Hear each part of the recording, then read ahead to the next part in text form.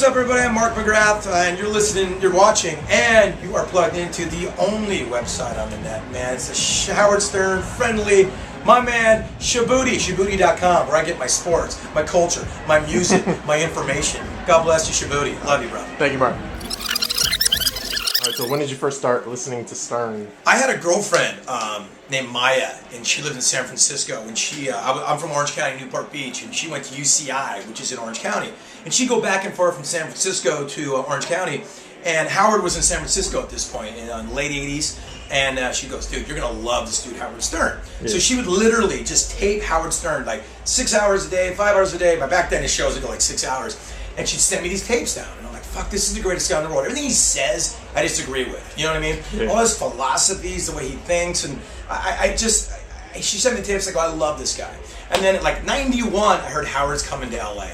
And my world just opened up. You know what I mean? And so I'd say since 91, I've been a hardcore everyday fan. You know, whatever Howard says, I do. Whatever he says goes.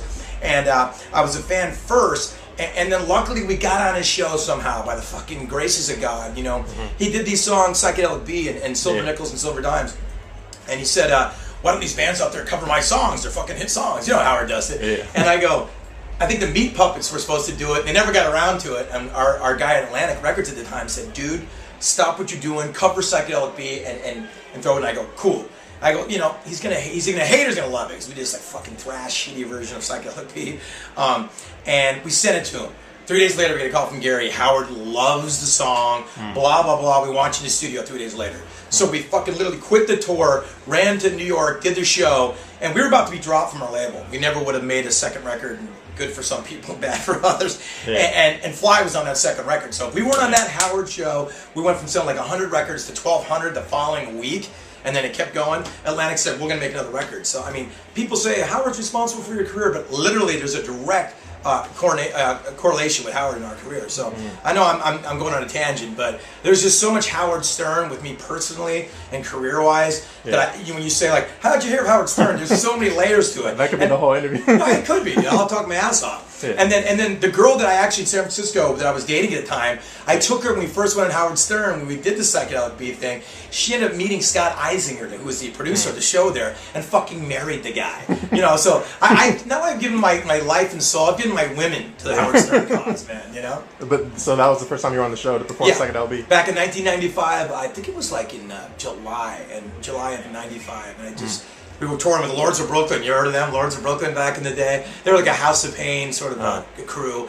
This guy named Caves, who's a legendary graffiti artist in New York, and I remember we went in there and our minds were blown. And then I'm sitting there looking at Howard Stern, going, I can't fucking. You'll be there, Shabooty. You'll see it when you get in there and talk to Stern. It's surreal. You feel like you enter a spaceship. You know what I mean? Yeah. And ever since then, man, and he's been really cool to me and just gone the extra mile when he hasn't had to. And it's hard for me to separate being a friend and a fan. You know, I totally do. Similar to the Psychedelic B thing. Out of curiosity, are you friends with the band Staind? Because they did that Beetlejuice song. Yeah, I know the Staind guys, and you know, we've shared tour managers and stuff, and I know Aaron and Mike, you know, pretty well. Our paths have crossed because we shared so many crews. Their love is the same as we have. You know, their Beetlejuice song is fucking. It's like a top 10. It's a great song. It's one of my favorite songs. My favorite songs by Staind is their Beetlejuice interpretation. You know, it actually made it emotive and like, you know, it gave it a heart. You know, it's great. I mean, Pete wrote it. You know, we had tons of soul and heart, but Staind took it to the next level. Girl I know, it's kind of out of left field, but she said she was at a Girls Gone Wild party and you were hosting it. Is that true? Really? I don't know if I was hosting it. I might have been there. Yeah, maybe you just. I didn't get a check or anything. You know what I mean? Sure. But I know Joe pretty well. I know him out in the. There was talks back in the day when Sugar Ray was kind of cracking. You know, that I was going to go out there and sort of interview the chicks. I think Snoop did it, Eminem did it, and there's a lot of money to be made there, bro. But I think the label at the time said, I don't know if it's the best idea for you because we were kind of getting that pop world, you know, and go out there, you know, interviewing half-naked 18-year-olds was a bad idea for them, great idea for me. But I don't think I might have been at the party. But I don't remember hosting it. But you know, I'm a legendary drunk, so I don't remember. Sure. True. I say true out loud. I saw your Day and Night cover with Kid Cudi. Yeah. Have you seen the video of him punching that fan in Vancouver? Like, no. I thought you said band. The fan. You know, I saw him. The wallet came on stage and he clocked the dude. Yeah. And the guy got a little shiner. I'm like, dude, you got big right there. But Canada has that attitude like, oh, we're not going to sue anybody, dude. I just want to meet him. I'm like, shit, I wish we had this here. I'd be punching a lot more people in the audience. But I thought that was cool, you know. But I'm confused if Cudi likes our version or not. I'm assuming he doesn't. You know, I don't know. I just don't think maybe Kid Cudi's the biggest Sugar Ray fan. But I heard that song a year ago, and I go, that's the greatest song I've ever heard. And it kind of inspired us to finish our record. And I go, if we can just write a song half as good as this, maybe we can sneak back in the back door again. We didn't. So we covered day and night. We play it live, and it gets the best reaction. I'd be curious, Shabooty, if you ever find out, or your readers do, let me know. I mean, I'm curious to know if he likes. I mean, I saw on his Twitter, whatever the hell they call it, that he didn't like it. I don't know. I hope he does. No disrespect. I'm a huge Kid Cudi fan. I hope he likes it. If he doesn't, I get it. I understand. Apparently, I think Cage is going to do a song with him because the deal was, Cage is homies with Shia LaBeouf, and Shia directed Cage's video, actually. Yeah, I saw. I've seen that on your site. Yeah. So then I think, and then the funny part was, Kid Cudi had mentioned that he wanted to work with Shia, and then I told that to Cage, this is like 6 months ago, and then Cage replied back on Twitter, he's like, haha, what a turd. But then why would he do that? I don't know, but then he wants to work with them, doesn't he? Well, and then apparently, but then they eventually just started contacting each other. They both live in New York City, so then they started. I don't think Cudi read Cage's tweet. Well, maybe he will now. That's a lethal combo, though. Those two. I'd like to see what they come up with. You know what I mean? Have you met Kid Cudi? Not Kid Cudi. No. I mean, he probably played 9:30 with Asher Roth, didn't he? Probably. Did you go to that or no? Nah, Are you a big fan or no?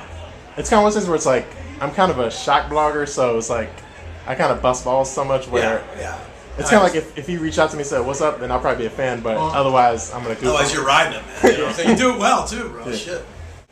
The saying is he's a beta male rapper instead of alpha male. I like that. That's What are your favorite blogs? Shabooty, dude. It's the only one I go to. Actually, you know, Mark's friggin'. I go there just to get, because the guy is so comprehensive about, you know, what it is. But Shabooty, you know, I like your music approach, your fucking sports approach. Any AI thing, you're always posting anything, and your blog is just like a lifestyle thing. It's like, you know, I go there for like stern tidbits, and I know that like. Your Jersey Shore thing, you're blowing up that too. I can't get enough of that Jersey Shore shit. And you made me get interested in the real world DC, you know? So I'm in Shabooty, you're on my bookmark, good to hit that shit all the day long, you know? There's not a post, like the Tegan and Sarah thing you did. Oh, that's out of left field, man. You must have got some heat for that. I actually came in on you and I go, dude, Tegan and Sarah, I don't admit that to people. I'm not even cool, dude. You're cool, you know what I mean? But I saw them like, a chick made me take them to go see Tegan and Sarah. Fucking funny, amazing songs, and the chicks they're cool as hell. So I was surprised to see that. I'm like, I like that kid more, man. Well, yeah, one of my homies is this dude named Byron Crawford, and he's the one that posted about him and got me. Got you into it. Yeah. The songs are good, man. Like I think people like, you know, Shabooty's got a younger demo, and that's where all the heat is. That's what's sort of, you know, driving the culture, and I get it. But people are sort of afraid to step out of their lane. You know what I'm saying? And that's kind of a shame, you know. You know, as dope as Cage is, so is Frank Sinatra. You know what I'm saying? And it takes you a while. It takes some life experiences to get out of that. I want to listen to this shit. You know, you get your heart broken. You're like, fuck, Air Supply sounds good. You know what I mean?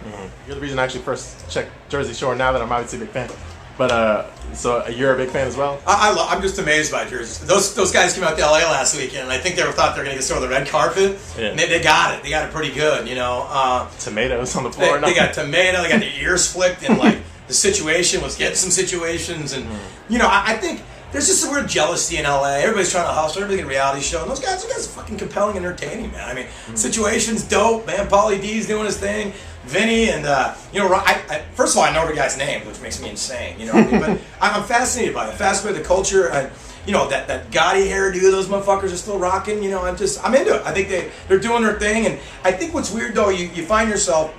It's such a poison apple, bro. It's this poison pill where, like, you become a reality show and, like, bam, I'm on Conan, man. I'm doing my thing. But there's a ceiling to that motherfucker. You know what I mean? You ain't going to be starring in a movie with Pacino.